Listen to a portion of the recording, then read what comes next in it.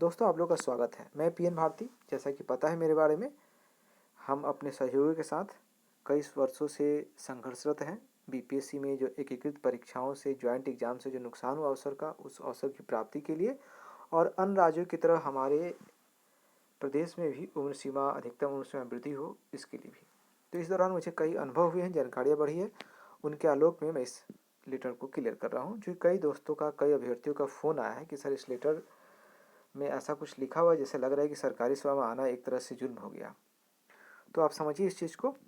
देखिए, इस लेटर को तो आप पढ़ सकते हैं स्क्रीनशॉट लेकर के। मैं शॉर्ट वीडियो बना रहा हूँ। अगर आपको विशेष दिक्कत हो रही है तो कमेंट बॉक्स में लिखेंगे, मैं फिर से वीडियो बना दूंगा। इसमें देखिए लिखा है, परंतु सरकारी सेवकों के लिए निर्धारित अधिकतम 3 अवसरों की सीमा लागू रहेगी। और फिर यहाँ में लिखा है,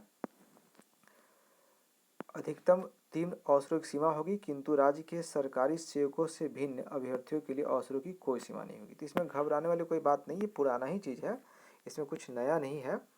और हर बार नोटिफिकेशन में ये निकलता भी, आप देख सकते हैं यहाँ सरसठवीं का। ये सरसठवीं का देखिए, उम्र सीमा वाला जो 4 नंबर है उसका 1 और 2 में देखिए, इसमें लिखा हुआ है आपका 1 में लिखा हुआ है कि 3 वर्षों का जो है अवसर मिलेगा, और 2 में लिखा हुआ है कि एज में, अधिकतम आयु में 5 वर्ष की छूट अनुमान है। ये 67वीं का नोटिफिकेशन आप भी देख सकते हैं, आपके पास होगा। अब देखिए, मैंने समझाया है, आपकी चिंता को दूर करने की कोशिश की है।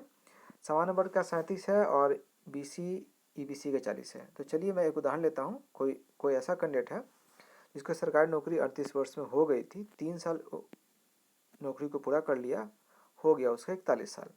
अब नोटिफिकेशन के अनुसार उसको 5 साल का छूट मिल रहा है, तो 46 वर्ष उसका उम्र हो जाएगा और 46 वर्ष तक वो बैठेगा। लेकिन इन 46 वर्ष के दौरान वो 5 बार नहीं बल्कि 3 बार ही बैठ सकता है। ठीक है, यानी कि ये उनके लिए है जिनका उम्र, निर्धारित उम्र जो बीपीएससी का है 37 और 40, वो पूरा हो चुका है। 37 सामान्य वर्ग के लिए। अब चलिए एक उदाहरण दूसरा लेता हूँ। मान लीजिए कि सरकारी नौकरी में कोई बहुत पहले आ गया, मैंने 31 वर्ष की उम्र में ही आ गया, 8 वर्ष पूरा कर लिया है। ऑफकोर्स 5 साल का छूट तो मिलेगा, लेकिन छूट की आवश्यकता कहाँ है अभी? तो वो 40 या अथवा अगर ये है सामान्य वर्ग है तो 37 नहीं हुआ है। तो खैर ईबीसी भाई समझिए ज़्यादा अच्छा रहेगा, क्योंकि सबसे पहला फ़ोन उधर से ही आया था। तो सरकारी नौकरी 31 में प्राप्त कर लिया है, 31 वर्ष की उम्र में, और 1/8/2021 के हिसाब से देखें तो 39 वर्ष उसका हो गया है। तो अभी तो उसका उम्र बचा हुआ है ना ईबीसी के अनुसार। तो उम्र जब बचा हुआ है तो ये नियम जो सरकारी सेवकों वाला है उस पर लागू नहीं होता है, भले वो सरकारी सेवा में हो। ठीक है, तो 3 अवसर अथवा जो 3 बार बैठने का जो नियम है उस पर लागू ही नहीं होता है।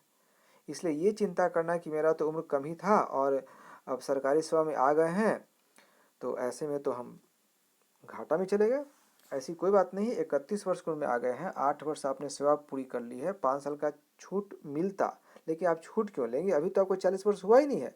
आप छूट 40 वर्ष के बाद, 40 वर्ष हो जाएगा तब छूट लेंगे ना। इसलिए अगर आपका उम्र कम है तो आपको इसकी चिंता नहीं करना है।